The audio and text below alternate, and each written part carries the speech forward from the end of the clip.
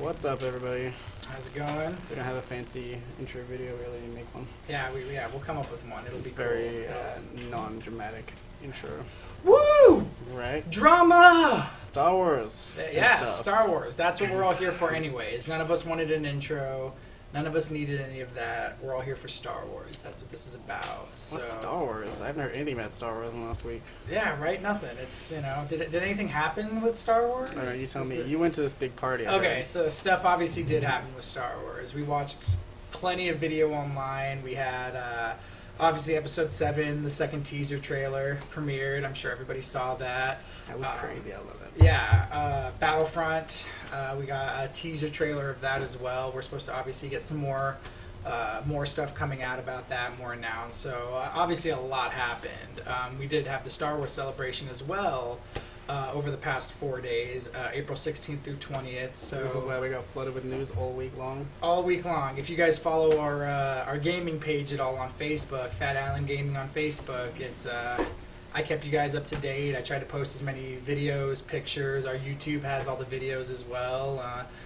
My phone's only so good. They will get better over time, I promise. We're working on, increasing everything as we go along.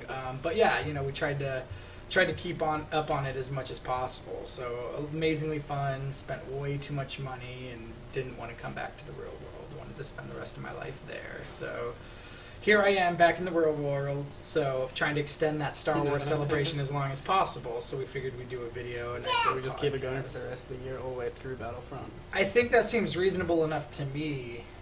Or they could just give me Battlefront now, whichever's easiest on them.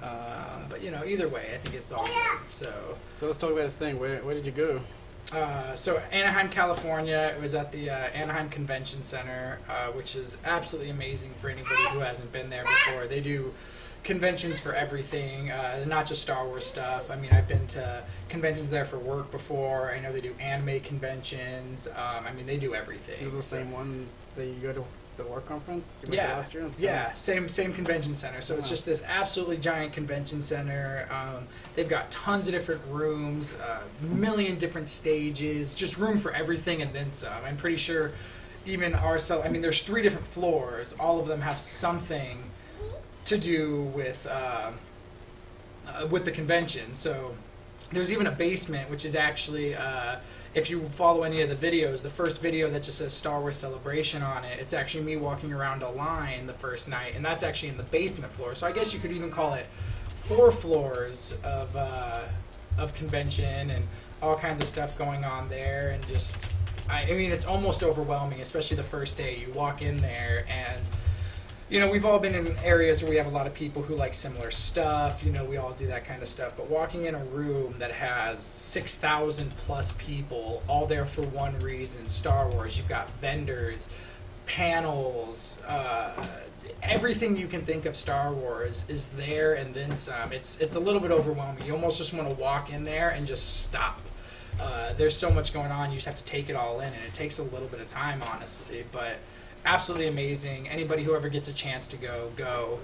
Next year it's going to be a little bit harder because they did announce next year's is going to be taking place in Britain. Obviously they want to be able to give everybody a little bit of a chance to go. But we can make that trip. Yeah, we could make it, and it might even be worth it because the celebration was amazing. But honestly, probably waiting for the following year after that will be worth it. Because 2017, which would be in 2 years, will actually be the 40th year anniversary of A New Hope. They're obviously going to do something big. Exactly. There'll be something big going on for that. It'll be a lot of fun. And that one should hopefully be here in the States again. Maybe not California. I know they've also done Orlando before. So we'll see. They'll probably announce this one after that because they announced this one at the closing ceremonies this year. So I'm sure we'll see some more. We'll hear enough about it, and just keep an eye out for it. But yeah, we'll hopefully get to another one soon and get you guys lots more video for it. I'm jealous.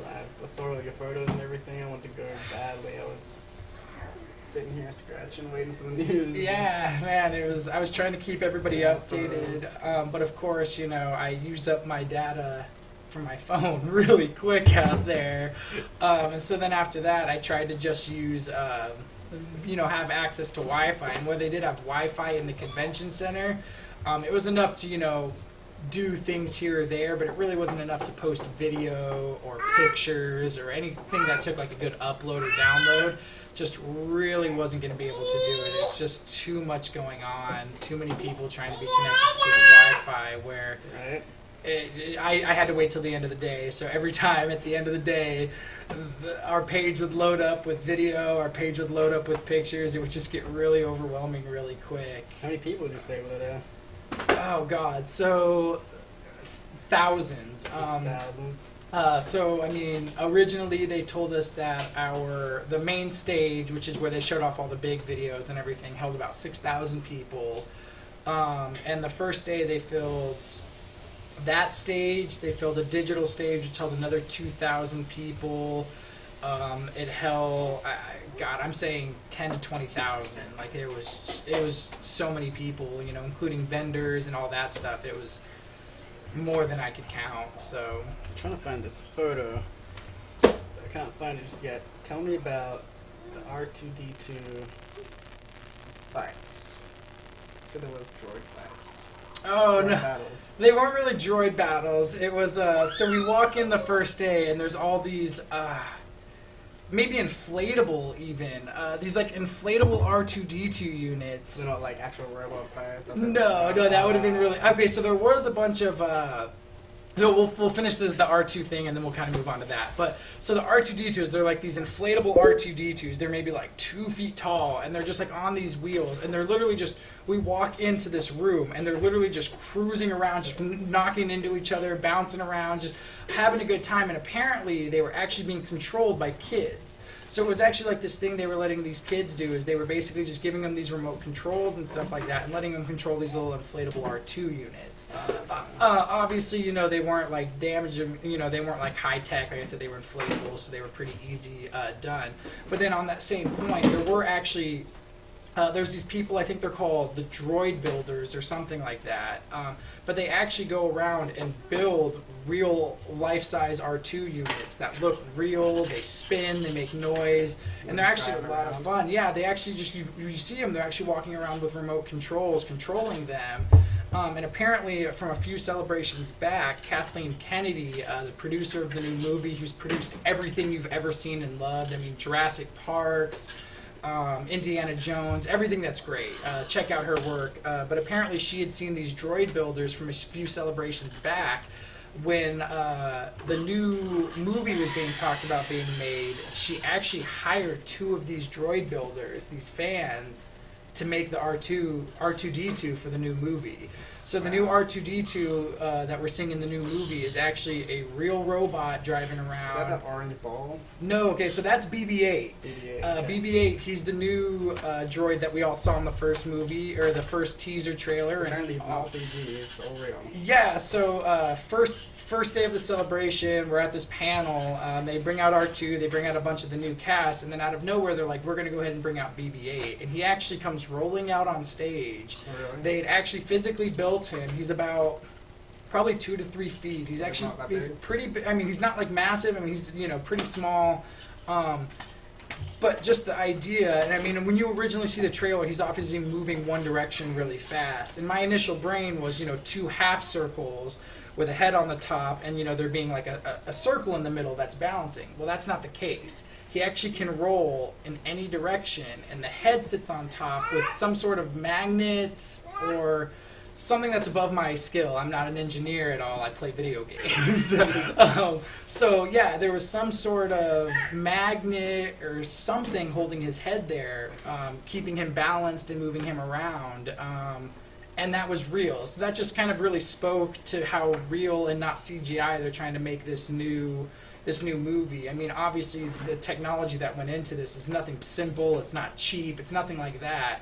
It took time and energy to build this robot. This thing actually does this in life. It actually does spin and the thing does... Yeah. The head stands straight up and he can roll forward, back, left, right. He can roll diagonally any direction he wants. He can just move.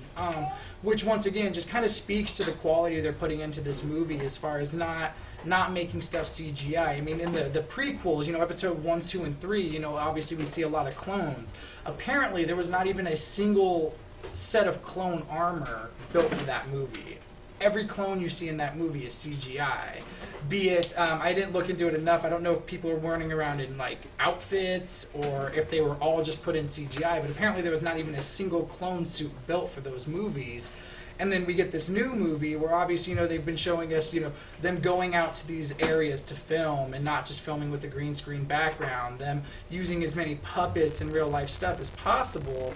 Well, they went out of their way to build this robot that in my brain would say, use CGI for this thing. It would be 1,000 times easier, but it's not, their focus this time wasn't about making things easy. It wasn't about making things cheap. It was about making things that the fans were going to love. And I think the fact that we have J.J. Abrams directing it, who obviously grew up with the original trilogy, episodes 4, 5, and 6 were things that appealed to him as a child, and all the new actors in it, same thing. They all grew up with Star Wars, and they were fans of Star Wars. So we got this all-star group of people who are not only good actors, great directors, but are true fans of the series. They want this to be the best it can be. And I think that, we really see that with what we're getting out of the new movie, and at least what we've seen so far. So it could change a lot. So, but as of right now, I can say I'm nothing but excited for it. So that's awesome. Yeah. So I pulled this picture here of this. Let's see if this will come up top. All right, let's see. There's a lot of weird pictures. So let's hope it's nothing embarrassing. There we go. Okay, yeah. Look so at that line. this is one section of a line here. Get this out of the way. That is okay, so massive. So yeah, this is one section of a line here. These lines themselves are about. Obviously, we can only see one line of people here. Each line that they gave us was probably about 8 feet across, maybe. So there's like 8 feet. Like this, obviously, like I said, you see like 1 or 2 people here deep, but they're 8 feet across, all the way down. Like I said, this is just a small section of it, and that was probably at about, trying to think of when I put the video up. Probably about 3 in the morning, maybe. So let's say that's about half full. How long did you wait in line? 16 hours. 16 hours for the first night. So the first day of the celebration started at 10 a.m. On the 16th. And well, that was the big one. That was the one that you wanted to be at. You needed to get at. It was a panel with J.J. Abrams, Kathleen Kennedy. They had Mark Hamill, Carrie Fisher. For people who don't know, that's Luke Skywalker and Princess Leia. They had the 3 new big actors from the new ones that are going to be the 3 main characters come out. They had R2-D2 on stage. They had BB-8 come out on stage. And, of course, they went ahead and premiered the new trailer. So on top of, you seeing all these people, this being this amazing panel, kind of the opening ceremonies, if you would, for this celebration, you got this trailer that we've all been waiting for as long as they basically announced this movie. So obviously the wait was worth it, and it meant something to be there and part of that first group. So not everything was the line this big? No, this was obviously just the first day line for it, because everybody wanted to make it into that first group. So the way they did it was there is this main arena hall that they were fitting about 6,000 people into. And then there was 3 other rooms where if you couldn't make it into that main one, they were giving you simulcast. So you could basically go into another room, basically a movie theater style room with lots of chairs, big screen, great sound systems, and you could watch the live stream of it there. Obviously, it being my first celebration, I wasn't going to watch it on a stream. I could have sat at... Watch it from here. Yeah. I could have sat at my hotel and pulled it up on YouTube and watched it there. If we were doing it, we were going to do it right. So we got there about 5:30 the night before, and just honestly got in line, and I didn't think we quite were ready for what waiting in line for 16 hours truly meant. So we got there. I mean, we came fairly prepared. We brought 3DSs, we brought some stuff, we brought some books, we brought pillows, blankets. We came semi-prepared for it. But then it starts to hit you what 16 hours of waiting truly means. And it's not on like this, we're not in chairs, we're on a hard ground. But honestly, it was a ton of fun. Everybody around you is just excited and just pumped, and everyone's passionate about the same thing. You know, hot in that room. we're all there for Star Wars. Actually, I'm going to go ahead and blow your mind and say we were freezing all night. Jesus. I don't know what kind of AC unit you guys have in there. Whatever it is, like, it's disgustingly good. So my girlfriend, Caitlin, she's wearing long pants, a t-shirt, obviously, a sweatshirt covered in blankets, and she's cold. She's like shivering on the ground. So whatever AC unit, they probably had like 1,000 of them in there. But the AC was good. They were ready for that. And I mean, it was just a lot of fun. Once again, everyone's really passionate, and honestly, everybody was really nice. You didn't run into any. There was no fights that I saw. I mean, obviously there was 6,000 to 10,000 people in this room, so obviously I couldn't see everybody at all times. Just lightsaber fights. Yeah, just lightsaber fights. You know, everything was good. It was all decided that way.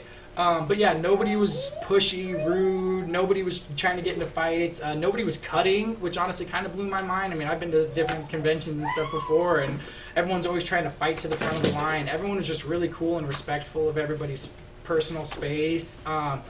I don't know if the convention food people, I don't know quite how that works out, like who's in charge of what. We're quite ready for it because they had bathrooms, they had concession stands, they had all this stuff. And, you know, we get there, we get into the room. So we line up at about 5:30 p.m. the night before. They let us into this room, this giant, massive room, at about 6 p.m. So we're only outside for about half an hour, which is really nice.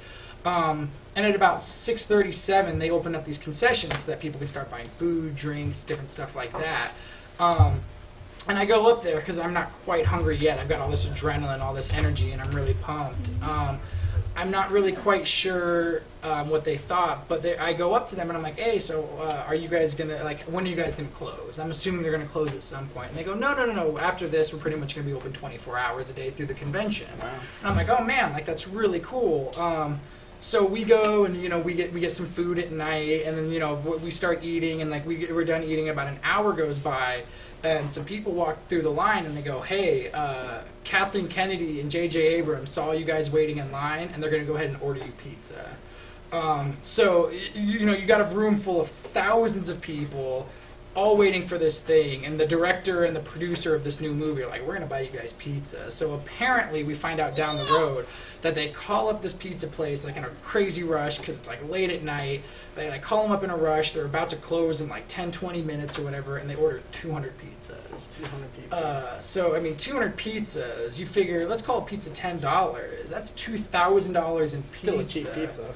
Yeah. I mean, you figure all that though. I mean, you got to pay for delivery, tip. I mean, you know, what was the tip on that? Something must have made someone's day. So, yeah, right. Something crazy. So you know, that was really cool. You know, it was really, you know, brought even the highest people up, the director and everything, down to, you know, take care of the fans that were sitting there waiting in line.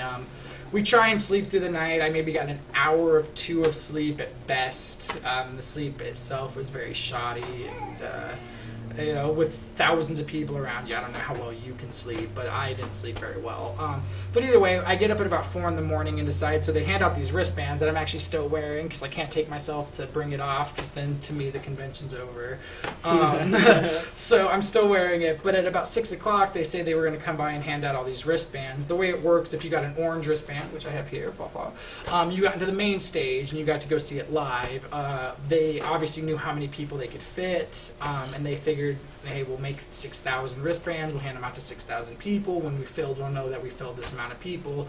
Honestly, it's nice to let the people know, hey, you're not going to get in. And honestly, by the time about 6 in the morning came, there was still a lot of people coming, but I think most of the people who didn't get into it probably didn't show up until about 3 to 4 in the morning. So by then they were only waiting for maybe... They thought they were getting there early. Yeah. So, you know, they were maybe only waiting for 6-7 hours. So it's better. Pretty much anybody who had been there the day before throughout all got into that main stage. So, but that way they could kind of go through and give you the wristband and say, hey, look, you're going to get in or you're not, you know. Is there anywhere you didn't get in, like anything you missed out on because of lines? Are you going late? There was one thing. I didn't actually get to... so I got to get into the Battlefront panel. where they showed us the new one. We talked with DICE and EA. They showed us a lot of new stuff about it. We got free shirts. We got to see the trailer before anybody else. A lot of cool stuff like that. Now, they were showing 5 minutes of gameplay at the celebration, but every day the line was about 3 hours long. So to me, a 3-hour wait for a 5-minute video, plus with all this other stuff going on, I just couldn't make the time for it. Now, I would have loved to do it. It was actually one of the things I was really trying to do throughout the celebration, but once again, there's so much going on. It's so overwhelming that to basically waste 3 hours to go see this 5-minute video and miss out on 3 hours of other stuff going on just didn't merit. But sadly, I mean, that was the one thing that I missed. Everything else that I wanted to do, I did do. I feel like that's the only thing we didn't see last week was the gameplay. We were all waiting for it, even like we watched the Battlefront panel and we just kept waiting and we kept talking, and then it was just a trailer, a cinematic trailer, and it just never. I mean, luckily the trailer we did get was in-engine footage, which was, I mean, obviously that you can only do so much of it. But even the gameplay, I did get to talk about a guy about the gameplay that he did get into it. Apparently, it was pre-alpha footage. So still a lot that they've got going on, still a lot they're working on. But he said it was beautiful. He said pretty much if you took like Battlefield 4 and then the Star Wars Battlefront trailer that we all saw and loved, and kind of found a nice median in the middle, that's about what the pre-alpha footage looked like. So still beautiful footage. He said there was a ton going on. It was really great. But even then, I mean, the reason we haven't seen, I mean, I know there's been a lot of leaks and a lot of this stuff recently, but to even get into there, they made you empty your pockets, black packs. I mean, you went in there basically with yourself and what clothes you had on your body. They were being very secretive about that and making sure that kind of stuff didn't leak, which honestly I think is cool of them. They spent all this time and this energy, and they got to show us a trailer that we all loved, and that'll hold us over for a little bit. And I mean, they were working all this time and putting all this, effort into this thing, and I'm glad that it's not just leaking and that we get to get excited for it. The people who were diehard and got to wait in line for 3 to 4 hours, they got to see it. That's and fair. That's fair. Kudos to them. I'm sure we'll see some at E3 or something pretty soon. Yeah, I don't see it being too long out. I mean, we do have a date this year, which is great, November 17th. So, I mean, a few months out, we'll be able to be playing the game. So I'm sure, like he said, at E3 this year, which is in June. Yeah, it's like the first couple weeks of June. We'll see more then. We'll maybe get a full trailer. We'll maybe get gameplay. We'll see something. So it's definitely worth waiting for. Definitely be excited for it.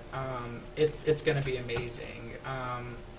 And yeah, it was honestly just a fantastic time. Even the waiting in line, which once again was 16 some odd hours, was great. But back to the first topic, when I was in line, I woke up at about 4 in the morning, once again wristbands at 6.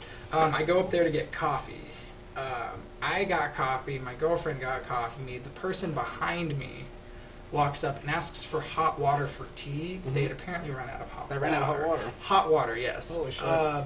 They had run out of a good chunk of food, and apparently by about 6 in the morning, they were even out of coffee, and they just actually closed down this thing. So this place that I'd asked them when they were closing, they said they were going all night, 24/7, wasn't quite ready for what it meant to have 10,000 people packed into a room and them being the only place to buy food. Yeah. I don't think they were quite ready for that. And honestly, of all that waiting, the 16 from 5:30 to 10 in the morning, basically, throughout the night wasn't really bad. It was a lot of fun. You talk with the people next to you about Star Wars. You have your little debates. Who's the worst character? Do you hate Jar Jar Binks? What's your favorite fight? What's your favorite movie? There's all this millions of things to talk about. The worst part of the waiting was once you had your wristband, because it's 6 o'clock. You get up. Everyone's getting loud, pumped. You got this excitement in the air. Everyone's really raring to go. And you get this wristband, and you're like, okay, it's starting.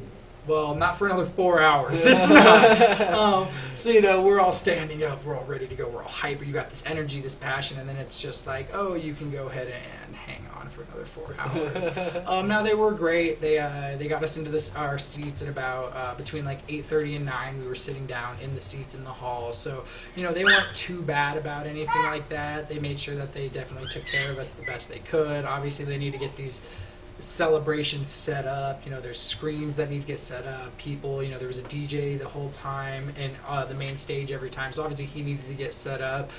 These people needed to sleep at some point. I mean, I know we didn't need to sleep. I felt like they kept you guys pretty busy, right? Yeah, it was definitely great. And then, you know, once we got in there, you know, at no point had they verified that the trailer was going to be played. You know, a lot of people were speculating it. There was all these thoughts of what was going on, but we all knew that we were going to see this core group of people. We were going to come out and we were going to get a lot of info. Now, you know, we sit down, you know, we go through the panel, and of course they wait to the very end to show the trailer. There's no way they were showing the trailer before that. So we get to the very end. They like, hey, do you guys want to see the new teaser? Crowd erupts. They show us the new teaser. Anybody who hasn't seen it, it's up online. If you check out our YouTube, there's a really crappy video from my phone, but honestly, just watch a real video of it. It's worth it. Feel excited. I just love the video on your phone because you get that. You feel like you're in the room, and when people just like break out, you're like, well, yeah, I was just about to say that. Like, go watch the trailer first. Watch the good trailer. Then jump onto our YouTube page. Watch my trailer for it. Because much like he said, I think I can even bring it up here. It really gives you that extra little oomph of feeling when, you know, the whole trailer goes through. Everyone's really excited, and at the very end of it, anybody who hasn't seen the stuff, you're about to find out what the end of the teaser's like, because it's no big deal. But you hear Han Solo go, Chewie, we're home. And as soon as that happens, the crowd erupts, the roof of the building goes flying off. Even in my video, it's really funny. You see me sitting there I'm sitting down videotaping it. I'm all like, you know, trying to get like a good like balance. I'm like, got my hands on my knees. I'm like, okay, watching it like this so I can still see. And then all of a sudden you just see these arms and this body just go up in front of my video. And then all of a sudden I jump up, try to get like another video of it and everything like that. But yeah, that just the energy that you get in the video. Yeah, let's play it real quick. Let's give it a shot. Yeah, check it out. It's,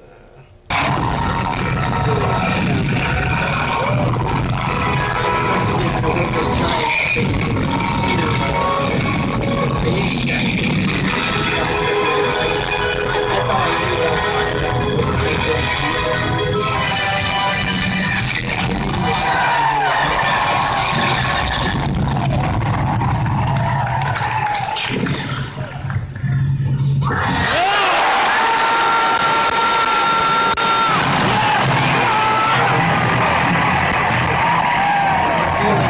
just nothing I had ever been a part of before. I mean, you know, me being the massive fan that I am is crazy enough, but just being in a room with another 6,000 people who all feel that same way about it and all have that same passion and energy is just, there's no even way to describe it, honestly. It was just amazing. Getting goosebumps when I saw that. Like, yeah. I watched the trailer before you posted that. Watched the trailer like in its full definition because they put it out like seconds after they played to you guys. Oh yeah. So we watched that, and then I saw you post yours, and I watched that one, and that's the one that gave me like, I was like, oh god. Yeah, and then of course, so they show that video, J.J. Abrams and Kathleen Kennedy. Oh, did you like it? And the whole crowd just starts chanting, one more time, one more time. So of course, you know, they do a solid and they show the video again. So you get the trailer back to back, and of course, the first time you're just blown away in awe. It's hard to like capture all these things that you're seeing, and then the second time you watch it, you get to pick out those little things that you miss. Like, of course, we all saw the Star Destroyer crash into it, but the first time through, I missed that there's also an X-wing crashed into the dirt in front of it. So is that supposed to be Tatooine right there? No, so that's actually the new planet that the new one takes place on, which is called Jakku. So that's actually the new planet that it at least starts off on. Obviously, you know, Star Wars is known for, you know, having multiple different planets. In any one movie, really, there's always multiple planets. But the main core of it, the start where all of our characters kind of come together, meet, and everything like that, is this new planet Jakku, which is a desert planet. It's similar to Tatooine. Somebody asked about this at the panel later on down the road, that it obviously looks similar to Tatooine. Tatooine obviously having two suns in it. Are we going to see any recollection to that? Are we on like a moon? Are we on a planet in the same solar system? And they stated we can't talk about that. So of course, so they couldn't confirm or deny it. But I mean that gives us a lot of more question that gets brought up. You know, are we is Jakku maybe a moon of Tatooine? Are we maybe just in the same solar system, or maybe we see that same two sun style? I mean, there's a million questions that can be brought up. But obviously, you know, they can only talk about so much while they're there. You know, they don't want to finish anything. Also, for anybody who doesn't know, the new Battlefront game is going to have access to the new planet Jakku. And you're actually going to surprisingly get Jakku before the movie comes out. So we'll get to see what it's all about before we even... So by the time... They're going to hide Easter eggs and teasers and stuff on little maps? They love to do that kind of stuff. But yeah, we're going to be able to play this map December 1st. The date they've set for the new movie is obviously December 17th. That's the date they've been shooting for a while now. I mean, how cool is it going to be able to go into this movie ready to see this world Jakku that we already love? You know, the games have always meant a ton to me, from the gameplay itself, which has always been phenomenal. Obviously, just the Star Wars universe being able to control, but they've always done such a good job creating these environments that we've already loved from the movies. And, you know, I've always had that connection with those there. To be able to take that same feel and turn it around on its head now, where I actually get to play the planet before I see the planet, where I get to go into the movies with this love from this video game, I think it's really cool. So I'm really excited to kind of see how that plays out this time through. Let's talk about this picture right here. Alright, let's see. If it's, Look at that. oh! What is all this stuff? Okay, so this is where all the money that I've ever had for my entire life has went. This is what you brought home to loot, right? Yeah, this is at least a good chunk of it. It's sadly, I mean, maybe not sadly, but we could only obviously fit so much on a table to take a picture of. So it's not even all of it. This is a good chunk of it. On the far right, where you see that Star Wars Force Awakens poster, actually underneath that, there's about 3 or 4 other posters. There's a few other shirts that aren't in this one, but this is most of it. This is probably about 95 to 96%. You know, this is a good chunk of what we got here. Did you get anything signed? Anything cool? Yeah, on the far right over here, where you can kind of make out that picture of Boba Fett, I got actually that one signed by Jeremy Bullock, who did the original, was the original Boba Fett. If you looked on the top of those, Cad Bane, yeah, so on the top of those three little plaques up there. They're actually these plaques, and inside the plaques on the bottom right are actually original film cells from the original movies. Now, they're obviously not from, you know, the original one, yeah, but I was talking to the guy who did it. When they shipped out all the reels to these different movie theaters and stuff like that, he had a buddy who worked at one, and he ended up getting them from him somehow over the years. And then he actually goes through and clips out the individual little film cells from this big film strip and packages them in these little things and sells them at celebrations. Yes. So of course we collected one from each of the original trilogy. Really cool, just really cool items there that you're never going to find anywhere else. Statues, I mean, there were statues taller than I was. There was brilliant Lego statues of everybody in it. Just so much. They had replicas of scenes from the different movies. I mean, they had like Mos Eisley Cantina. They had more than I could talk about, and well, at least more than you guys would want to hear me talk about in a podcast. We might do a second one, follow up, Celebration 2 recap or something, or maybe we dig a little deeper into specific things. But just everything. So who were some of the people you got to meet? Well, one person I definitely want to give a shout out to was Anthony Daniels. He plays C-3PO in actually all the movies. So he's actually the only actor to have done all 7 movies. Is he a voice actor, or is he wearing that suit? He wears that suit. He That's walks crazy. around. On our YouTube page, there's actually a video of him doing his panel, and you get this brilliant thing of Anthony Daniels in his full outfit, and he's talking about just different things that happened on set. And apparently one time he's actually walking through on set, and his gold outfit is giving off so much glare that they decide they're going to run up behind him and put these black panels behind him. Well, for whatever reason, nobody told him.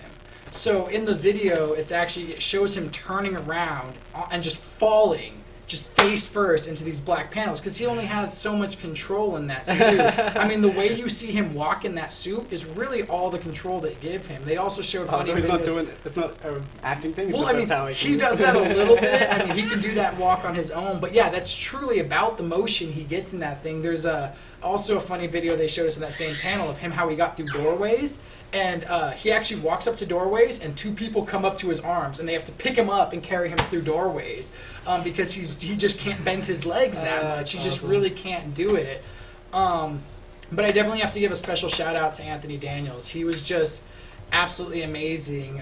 Anytime we were waiting in line, I mean, we pretty much every day the convention started at about 6 or about 10 o'clock. We got in line at about 6 a.m. This is the picture, right? Yeah, this is us here with Anthony Daniels, me obviously holding the C-3PO, Caitlin being held by C-3PO. Does she even recognize what's happening? She's being hugged by C-3PO. I don't think either one of us Doesn't that just blow your were mind? quite ready for that. We were talking on our Facebook earlier because once again we had posted all these. It's a good chance for kind of all the different people to kind of be able to put up there and ask questions about different stuff that was going on.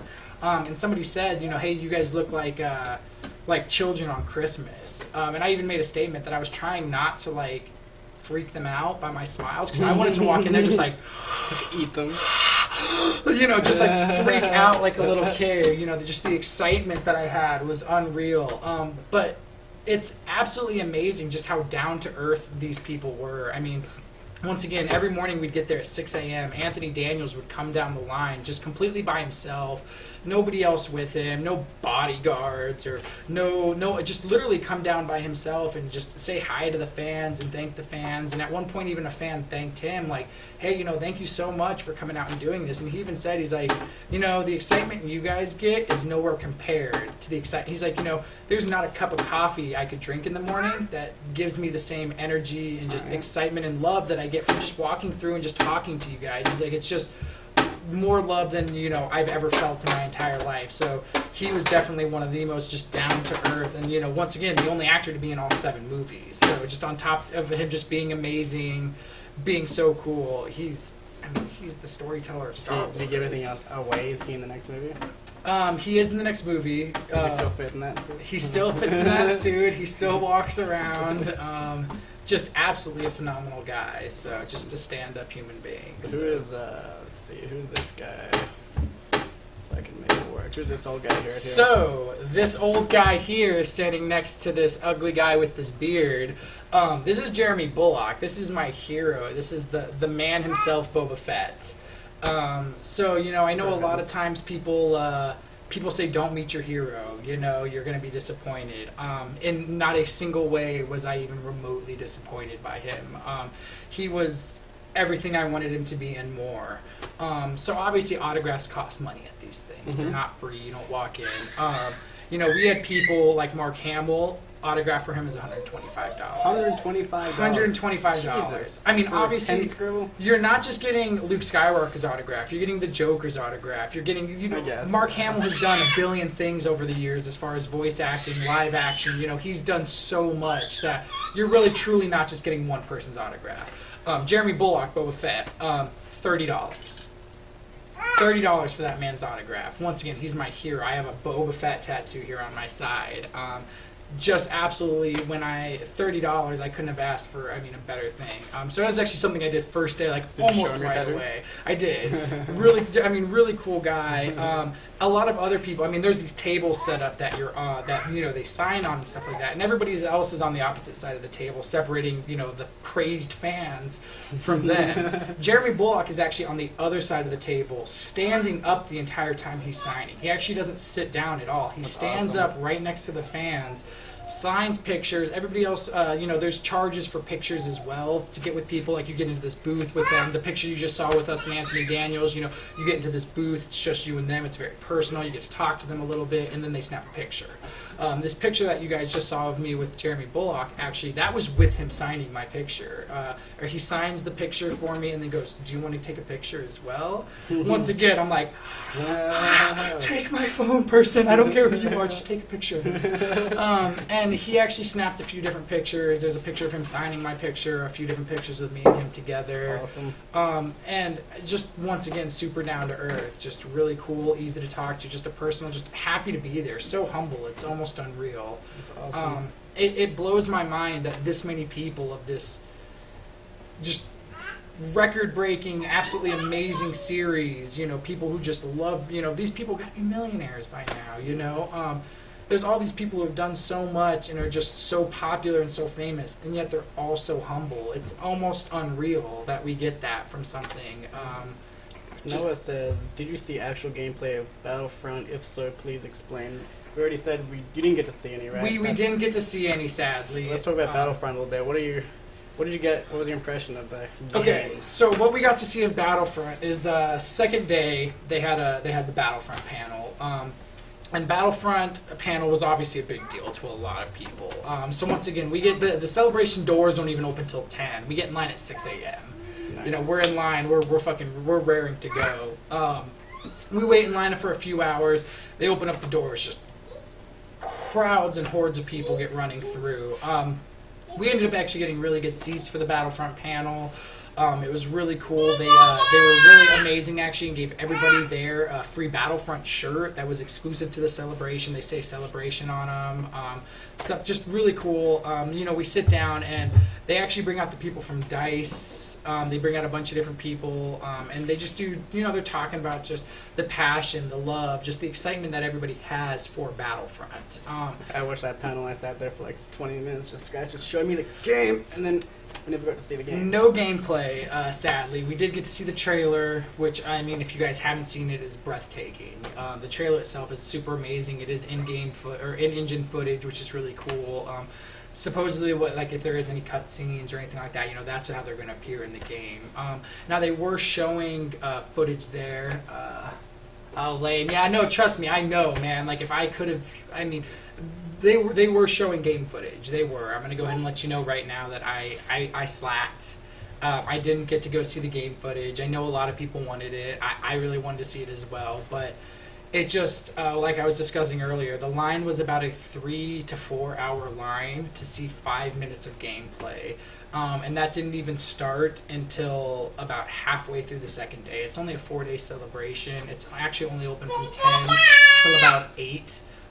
So it's only open for about 10 hours every day. So figure waiting in line for about 3 to 4 hours to see 5 minutes of gameplay. You're wasting about a third, almost half of your day standing in line for this 5-minute video. So although I would have loved it, I know a lot of people were hoping that I'd come back with some more info from it. I sadly didn't get to it, but I had talked to a guy about it. Like he was saying, the game footage was apparently pre-alpha footage of it, and he said it was beautiful. He said it looked like a good cross between Battlefield, if you took Battlefield 4 footage, took what we saw in the game and in the trailer and kind of met in the middle somewhere, that's about what the game looked like. So although I didn't get to it, I tried to get as much info as possible about it. And the guy was amazingly excited. He said, you know, if this is pre-alpha footage, you know, we get the alpha, we get the beta, you know, they work out those kinks. He's like, it's going to be everything you want it to be and then some. So definitely be excited for it. Although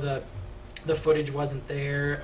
Even if I had been able to do it, I would not have been able to get video. I would have liked to talk a little bit more about what I saw, but you know, you got to space it out. Those 4 days, I mean, you think you've got all this time, and next thing you know, the 4 days are up, and you're going home, and you're like, want to just be in tears because you're like, there was 8 billion things that I could have done for the rest of my life here. So, just want to slow down. Did they happen to mention it was? So apparently the game is going to play in both third person and first person. So you will have access to both. It does come preset to third person. So can you switch like in the middle of a match? Yes. It's not going to be as quick as like a button option apparently, but it is going to be an option. How is that going to work with target locking? Because third person you have to have aim assist. There's no way you can aim in third person. So I mean, does that not give people advantage? It kind of. I mean, if you people who played Battlefront 2, I mean, the game was set to a third person, and I mean, it was the same style. They gave you a little reticule. It's just kind of off to the side there. There's a little bit of aim assist and stuff like that to it, but I mean, we had the same issue in GTA though, where you can run first person now, so they have separate servers for first person and third person because with a mouse, you can obviously click on people much easier. Or if you have target assist, you can just lock onto people. Yeah, they didn't get to that much detail about it. They did say you were going to be able to change in game. You were going to be able to change in a match, which is really cool. I'm thinking, just from somebody who had played Battlefront 2 way too much. So the caters more to third person, I assume. Yes, yeah, they definitely wanted to keep that. They were speaking about it there. They definitely wanted to keep that classic Battlefront feel to it. And from anybody who played 1 and 2, it was obviously set to third person.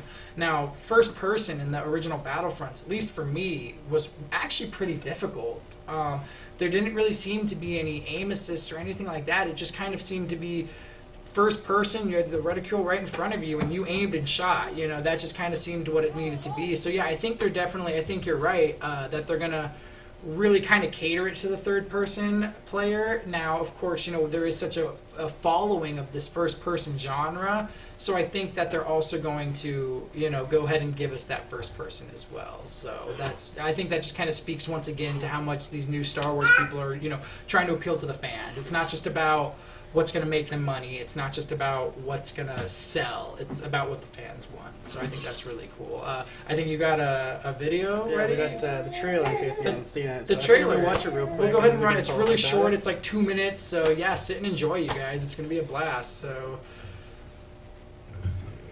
There we go.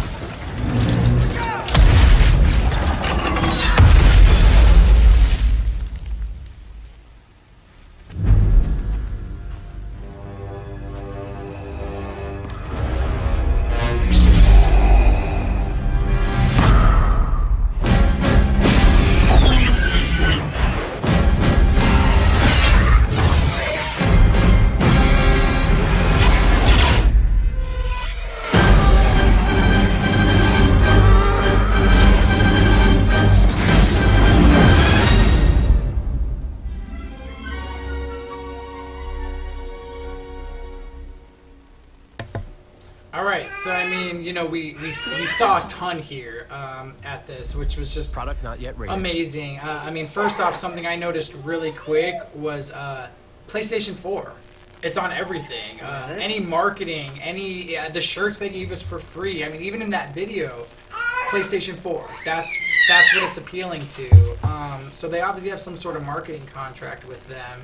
But then apparently they've already been talking about EA Access on the Xbox. Going early. Getting 6 hours early. So I don't know if that's really Xbox getting preferential treatment. It's just Sony opted out of EA Access. It's true. And so, that kind of comes back to Sony. Basically they had the chance to have this. And I don't think that's any, special treatment. Obviously EA's got this EA Access thing that people are paying for, and they're getting their money's worth out of it.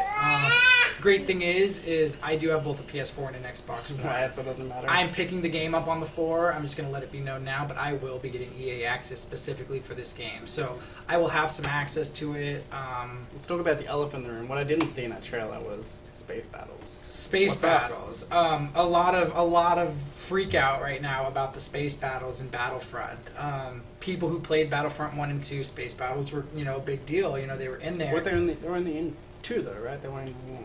What was the other way around? It's one of the No. They were definitely in 2. So I'm gonna say 2, not 1. Yeah, it was like a new thing, and then. Yeah. Okay. So no space battles. Yes, air combat. So there will be dogfights. There will be plenty of space vehicles, or air vehicles. There'll be the Y-wings, the X-wings, the TIE fighters. They'll all be in there. Maybe the Millennium Falcon you could play as. At Yeah. some point. So apparently they've now brought in ships from the heroes and stuff like that. Now they haven't exactly said how that's going to work. If they're going to count like the heroes do, if you're going to have access, but you are going to have access to different vehicles. The Millennium Falcon, probably the Slave One, different stuff like that from the movies, which is really cool. But they were kind of speaking on it at that panel about kind of why they tried to avoid that kind of stuff. First off, let's talk about the amount of people that are going to be in there. They're doing 2020, so 40 people to a map. Obviously, that's perfect though. Like I feel like Battlefield 4, the 64 was nice, but it was too much at some times. Especially in that like prison map, whatever it was. God, that was crazy. It was a little bit overwhelming, and then let's not even discuss the terrible launch that Battlefield 4 has. I mean, obviously the game is playable now; it's fantastic, but the launch to that was just. I think part of that too was Battle Log, which they said they're going to take out of this game. Actually, correct. So this game is really not about trying to make the game the biggest possible. It's not trying to make the game. Just once again, like we were talking about before, it's not just trying to appeal to the massive amount of people. Look how many people we can throw on a map. It's more about. It's not just trying to get too ambitious for their own boots. It's just trying to make solid gameplay and just. And I know what we really want. I know a lot of the freak out from that was actually because that gameplay we'd seen a while back from THQ, when they had control of it before they went under, showed a guy getting in a ship on land, flying kind of through a land battle, and then going up through atmosphere into a space battle, which, let's all be honest, would be phenomenal, would be amazing, would blow us all away. But think about the map size and the amount You'd of... have to populate that space. You can't. If there's 2 of us, that's going to be even 60 of us. If we go into space, that's going to be a very empty space. Yeah, so I think people kind of forget about that even if you put, let's call it, you need at least, at the very minimum, 50 people per side to populate that even a little bit. And it would just be overwhelming. And think about just like matchmaking. How long it would take to jump into a match of 100 people. You would be in matchmaking for hours. I guess you could limit it to just that space of the map and the space above it, but then really that you can't really suspend disbelief if you just have to fly straight up into space and you're just flying a hole above the map. So I think it was, more about putting the game out, making the game solid when it comes out, playable, and really taking what they're trying to do and making it the best they possibly can. They even spoke about possibly adding space battles in later. I know a lot of people freak out and hate DLC and hate all that kind of stuff. I mean, me alone, I don't really buy DLC unless a game is... I hate DLC until it's for a game I love. They can just take my money as much as they want. And the way it sounds, too, it's not going to be space battles or a DLC day one. It's not going to be something that was in the game that they just held off on giving us to charge us more money. Yeah. It's going to truly be downloadable content down the road where it's going to be worth the money. If they do ever do it, if they do charge us whatever, it's going to be worth it. It's going to be part of the game, and it's going to be great. I could even see them later on, maybe give us an extra mode or something that's 32 people per side, 64 people. But I think their big focus is this launch being smooth, this launch coming out and being really great. And as somebody who played Battlefront 2 way too much, I mean, I still play it now. I play space battles once in a blue moon. I'll go to instant action. I'll press every map, and I'll play every single map, and I'll do one space battle. Isn't that going to have some kind of... There's a new game space. Am I wrong here? Rogue Squadron? It's a movie, right? Rogue One. Rogue One is the new sorry. movie. Yeah. And okay, so they spoke about Rogue One a little bit as well too at the celebration. First thing about Rogue One, no Jedis. They also said, I thought I read somewhere it's not canon either. It's more. Well, they call it what are they? Anthology. That's what they're calling the standalone movies, or the anthology ones. They are apparently supposed to be canon. But they're not going to take place in the single line of movies. They're going to kind of take place as like offshoot movies, where there will be things going on. Apparently, Rogue One is supposed to be taking place between Episode 3 and Episode 4. It'll be taking place close to Episode 4 because apparently the whole point of the movie is them stealing the Death Star plans. Obviously, they speak to that in 4. You know, they had stolen the plans, blah, blah, blah. It's going to be... What do we got here? Greetings from Croatia. Yeah, hey, Croatia. Woo, thanks for joining us. But yeah, Rogue One, no Jedi. They're actually... it's supposed to be more of a soldier-style movie. It's going to feel a lot, more like some of these, war movies we've seen over the time. More about the humans that were in this, the non-force sensitive people, and it's just going to be a big... Sounds really cool. A big war zone, so we're going to get a very war-style movie that's very relevant today. We've all... How many movies have they made about World War II and all these things? I'm not saying any of these movies are bad, but they beat them to death. We can only get this so many times, or they need to put a little bit of a space between it. Sounds very cool. Before we go too far off topic there, I want to address one more elephant. No single player in Battlefront. Okay. Big deal? No? Okay, so no single player isn't necessarily accurate. There was a campaign in Battlefront 1 too, right? No, okay, so... Big, massive long campaign? There was no campaign. There was no campaign. Let's be honest. Okay, there wasn't... Okay, so they were saying that Battlefront, the new Battlefront's going to have campaign or single player in the same aspect that at least 2 had. For anybody who played it to death, really the big campaign there was the 501st, where you got to play as the 501st Legion. You got to kind of watch their transition from these Republic heroes to basically the Imperial elites. And really what that was you get these missions. These missions would have small little objectives here or there. You need to go destroy the shield generator. You need to go capture this base. You need to go kill this Jedi. They were very basic. They were very small. And then they had these 30-second voiceovers in between each mission. It was so it's not really we're going to land on Coruscant. We're going to take over this shield generator, and we're getting campaigns still in the same style that Battlefront 2 had anyway, right? Yeah, they're trying to stick very true to the Battlefront series. They're not trying to make they're obviously making a new game for a new generation, but it's still supposed to be part of this series. It's still supposed to be in the same group of games. Some people just lost their minds. There was no campaign, but I feel like if you're expecting anything than just a really hardcore multiplayer Star Wars experience, I feel like you might have... I don't know if you're misled, but... Okay, let's go ahead and talk about some other big shooter games we have, Call of Duty and Battlefield. Those are really the 2 big shooters. I don't care how you feel about them. I don't know how, your feelings towards it, but those are the 2 big shooters as far as commercial success goes. Those campaigns are 6 hours. Mm-hmm. And think about the amount of time, money, development that goes into those 6 hours of gameplay. With the newest Call of Duty, they had Kevin Spacey play this role for 6 stupid hours. That's just a lot of time and energy and money that they could put in to a lot of other stuff. And I feel like them wasting my time. I don't want to say wasting my time because I don't feel like that's correct, but just wasting their time even. No matter how they do it, even if they did put the hours in, I don't feel like it would be a phenomenal single-player experience. Because I think we would have gotten the same experience we would have out of a Call of Duty or a Battlefield. And, we would have gotten this 6-hour storyline, which, were fun. They're enjoyable. They're good. But they're so short-lived, and they just don't give us that feeling of just, completion that you get with some other games that are these long story-driven games. And correct me if I'm wrong, but there's another Star Wars game in the works. There is. Miss Amy Hennig, the lady who wrote actually the entire script, she at least helped write The Last of Us. She's now working on a Star Wars game with Visceral. So it's completely story-driven, it's single-player, it's a campaign, it's supposed to be a very in-depth story, so the single-player experience is definitely coming. Is there. We will have our Star Wars single-player game, and the great thing about that is we're going to get a game built for a single player. We're going to get that game that we all deserve. If I'm playing a story-driven game, I want a game that I feel like we're just getting spoiled now, because I don't think anyone could build a multiplayer a Star Wars game better than DICE. The original DICE team, the Bad Company DICE team. Nobody could do that better.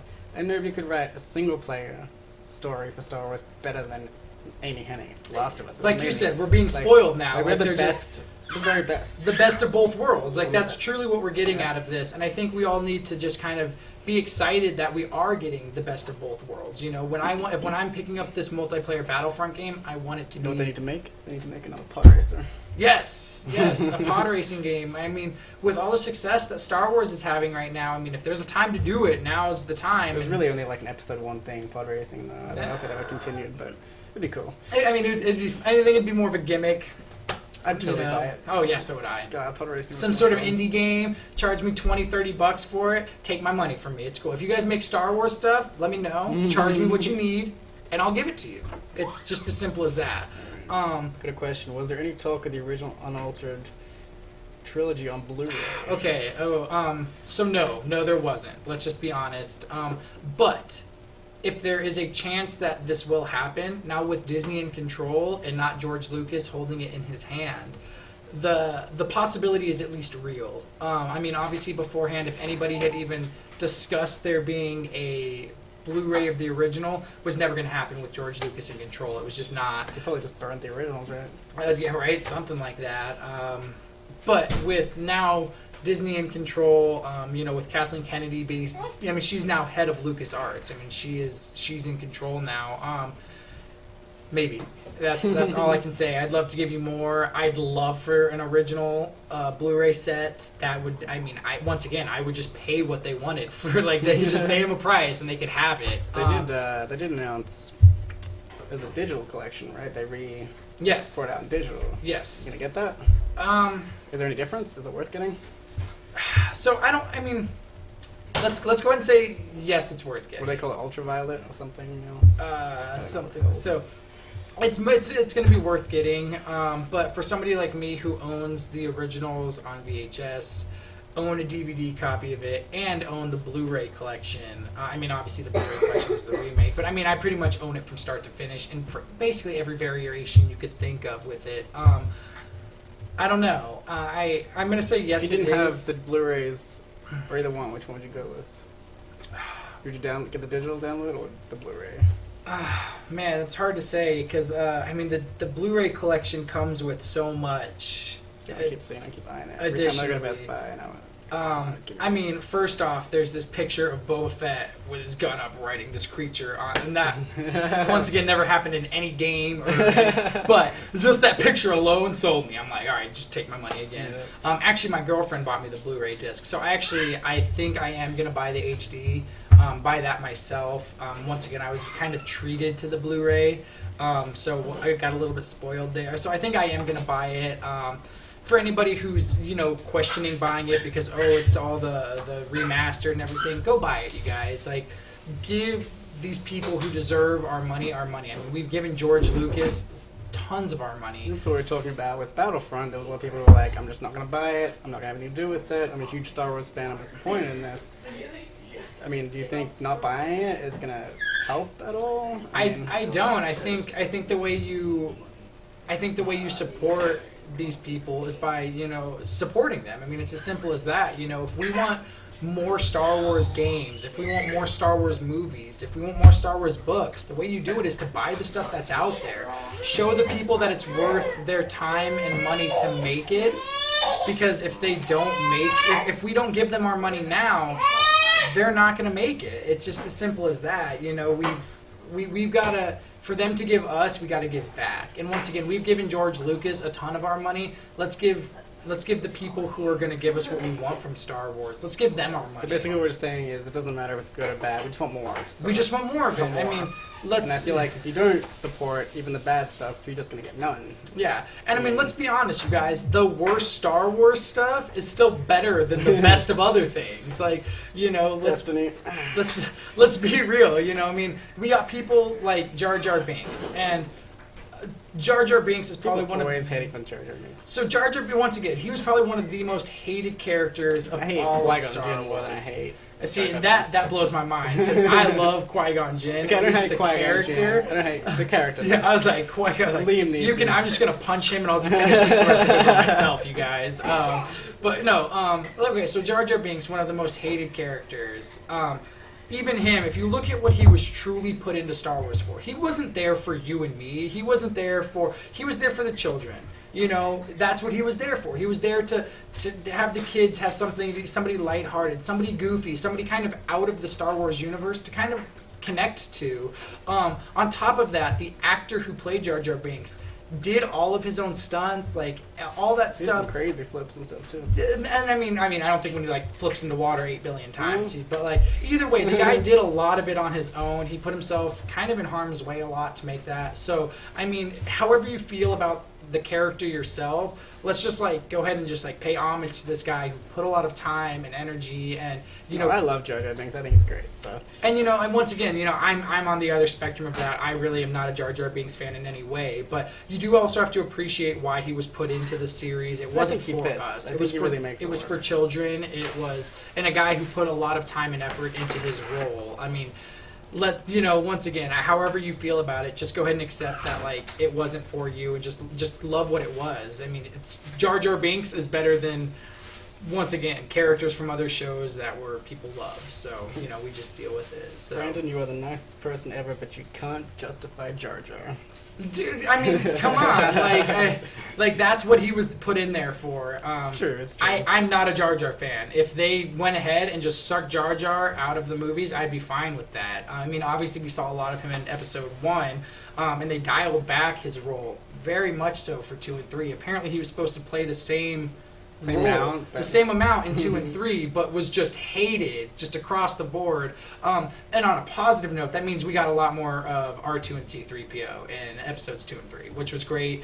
They became the comic relief. They were what we all wanted as far as comic relief was. But you got to give, you know, he wasn't there for us. He really wasn't, and he never will be. And I'm not saying like he's my biggest fan, but I mean he fits perfect. Like the movie, he's part of it, and I appreciate what he did. Like, so what a lot of people forget about, I think, now is when the Ewoks were first shown in Star Wars. They were hated. A lot of people hated the Ewoks. People love Ewoks now. People love the Ewoks now. They are just like these loved characters. They are just a staple on Star Wars now. What are these teddy bears doing in Star Wars? Yeah, no, exactly. People are like, what are these stupid little teddy bears with T-shirts on their heads and Baba Bajubi? And why do they love C-3PO? Like, there's all these people who just absolutely hated the Ewoks, and now they are just a accepted, loved part of this world that we all love. So, once again, whatever your feelings are towards them, just get over it. Deal with it. He's in the movies. He's canon, so suck it up. And that's just the way it is, honestly. So, you know, we'll deal with it. It looks like our new comic relief, or at least our new goofball, is BB-8. Oh, so he's supposed to be, okay. He's I mean, the droids, he's the droid with the attitude, you know. On the celebration stage, when they brought BB-8 and R2 out, they actually start circling each other like they were about to throw down or something like that. So, yeah, awesome. It looks like he's our new one, and I mean, everybody's already fallen in love with BB-8. There's been nobody's gone, what's this stupid ball? Everybody sees him and goes, man, BB-8, he's the man. So they're gonna bring up a picture of BB-8 just because he's just adorable. Like he really is great. God, look at that thing. It looks like a soccer ball. BB-8, yeah, This guy's not CGI at all. This guy is no CGI. They used a real robot for this. He rolls around. His head spins. Once again, he can roll in all directions. He doesn't just roll one direction. There's no slit in the middle where his head goes through. His head's not on any type of pole stick. His head is being held on by some sort of magnet or something. That's so weird. His head spins, makes all the noise. I mean, he goes all out. And this is BB-8, so this is apparently who our new fun character is supposed to be, and we've already fallen head over heels for him. So I don't know if it's between him and R2. I love R2. R2's still in it. My favorite character in the whole everything. Once again, R2D2 is still there. He still plays a role in these new movies. But you know, once again, even in episodes 1, 2, and 3, R2 and C-3PO are there. Droid he's supposed to be? Because they all have like jobs, right? R2D2 is a spaceship repairer. He's like an astromech. You know, obviously C-3PO is a protocol droid. No, they haven't mentioned what his job is. Maybe just being a badass. I don't know. Soccer ball. Kids kick him around. Exactly. So no, they haven't actually announced what he is yet. He's a BB droid apparently, BB-8. So that probably stands for something, right? There's got to be. I mean, I'm sure we could look it up Basketball. somewhere. Yeah, Basketball 8. I got a question here from Zagra. I'm not going to pronounce your name. Okay. Is the dark-skinned stormtrooper correct in the Star Wars universe? And should all stormtroopers be clones? Okay, so black, yes, they're actually dark troopers. There's dark troopers of all different kinds of sniping, all kinds of stuff like that. So dark troopers are a thing. Now, stormtroopers and clone troopers are different things. So obviously in episodes 1, 2, and 3, we had the clone troopers. They were all the clones of Boba Fett. Or Jango Fett, actually, be it, not Boba. Boba was a clone of Jango. But yeah, they were all these clones of Jango Fett. Now, when Emperor Palpatine took back over, he actually implemented a real army. So they're actually people from the Empire that have joined up and are supporting the Empire. Now there are still clones in it. Pretty the much. original stormtroopers are clones, right? So yeah, so like the 501st, which once again is who we played with as in Battlefront in the small little story we have. They're also Vader's elites. They're still all clones. Are they the guys that wear the black? No. But either way, like, so stormtroopers are mostly just regular humans, and actually humans, not aliens. They are mostly humans. Now, there are a few aliens who make it through. You get people like General Thrawn, who was a Chiss, for anybody who reads any of the books, stuff like that. You know, there are other species that are part of the Empire, but for the most part, the Empire was kind of drawn off of the Nazis back in the day, who were very, elitist, very much this is what we are into, and the Empire was based a lot around that. So there are a lot of mostly humans, and now there is a few clones left in it. But no, stormtroopers are humans, clone troopers are something separate. Basically, the Nazis implemented more multiculturalism and let more people in. Is that what you're saying? Just they let I'm not open signups. No. I'm just, just the whole basis of hatred for anybody who's not their way. And you see a lot of that with the Empire. Emperor Palpatine, pretty much you were on his level. You agreed with him, or he pretty much dealt with you. He took care of it. That's also, his hatred for the Jedi. Obviously, they opposed him specifically because of the light and dark side, but they also accepted. They were all about accepting all species, everybody, it was just in this acceptance where his, the whole part of the Empire is that you are the best or you're not worth anything. That's the whole rule of two that we get in Star Wars from the Sith. The whole rule of two is that there is one master Sith and then there's one apprentice, and that's the way it's always supposed to work. I mean, that kind of speaks to that you're either the elitist, you're the best, or you're not worth anything, We got one last question. Why did they stop using clones?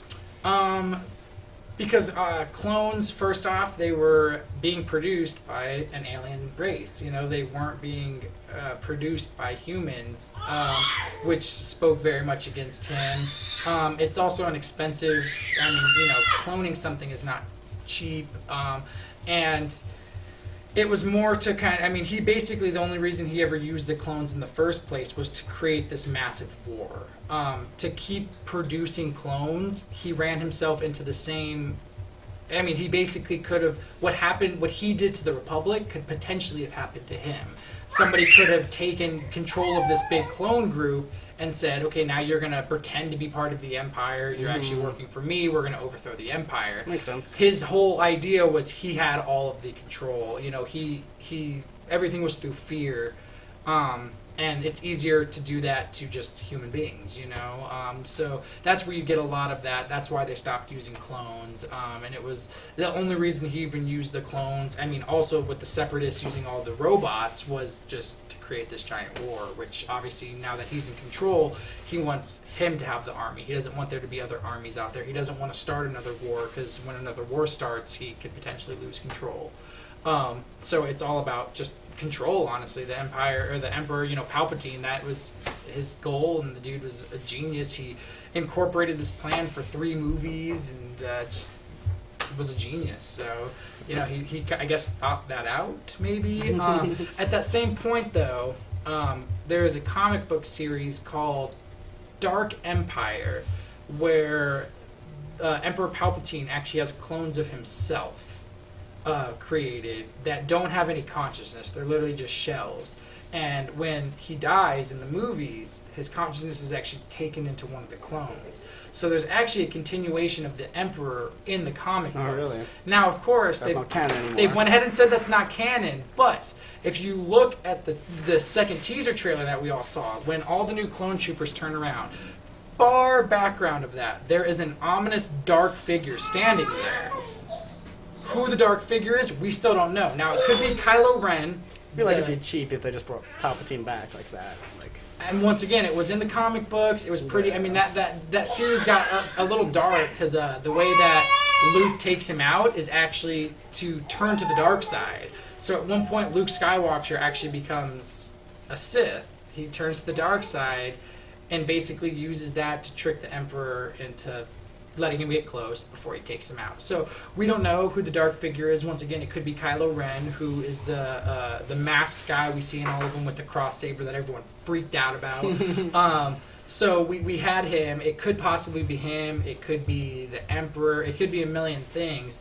Speaking of people coming back, if you listen in the beginning when you got that Luke Skywalker voiceover and he says, "I have the Force. My father has the Force." Mm-hmm. He doesn't say had the Force. He uses present tense as has you really the Force. thought about this, huh? Oh, yeah. Come on. I've picked this apart. So maybe we see a return of Anakin Skywalker. It's really hard to say. Because once again, they're not sticking completely to the books. I mean, in the books, after that, the main focus was very much Han and Leia's kids, Jason and Diana, and then eventually Anakin Solo. You know, those three kids were kind of the main focus of it in the books anyways. And obviously those three new characters are not those three people. So there's a lot of differences. So it's really hard to say if we're going to see him come back, if he's just talking about him in the presence of my father joined the Force and now he's all around me, he's always living. Like, there's a million different things that we could potentially talk about there. So too really early to speculate about this, but definitely watch the video, you know, be as questioning as you can about it, because the more questions you have, the more you're going to find out about it, and just the more fun you're going to have with the whole universe. Cross lightsaber. I know a lot of people freaked out about that. Yeah. All I have to say is get over it. If you've read any of the books, read any of the comics, variants for lightsabers is not a weird thing. I mean, they have them. There's tons of them. There's a million different lightsabers. So deal with it. There's everything from light whips to short little lightsaber daggers to everything. So cross saber, deal with it. New lightsaber. I personally am a fan of it. I think we can see some fun with it. I think it just adds a new style to combat that maybe we haven't seen. So looks like we've got something. I was to say, I think we've. Do we need to round it up or way over schedule? But that's okay. Yeah. Okay. And once we... again, we could talk. We could talk Star Wars pretty much forever. So I think a good way to end it is we play the trailer. Yeah. And then, everyone want to see the trailer? Have some fun with it. If there's any last minute questions, you guys, get them in right now while we're watching the trailer. We'll still be in the chat. We'll try and answer them as quick as possible. So if you got any of them, ask them now while the trailer's running, and enjoy. All right. Thanks for watching, guys.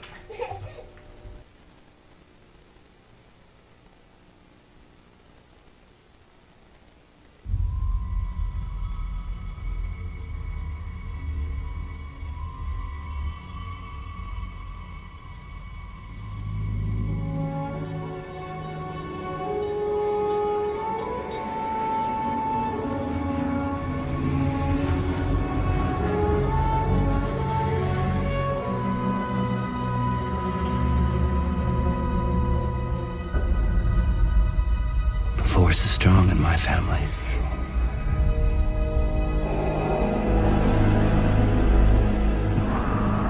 My father has it.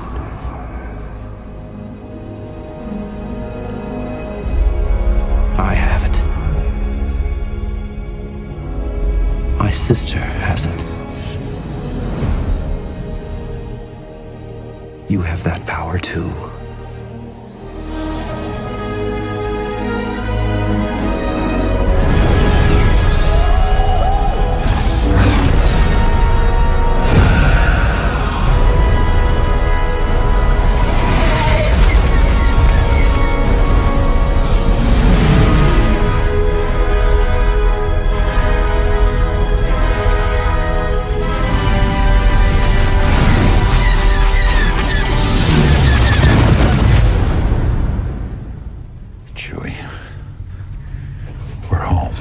Yeah.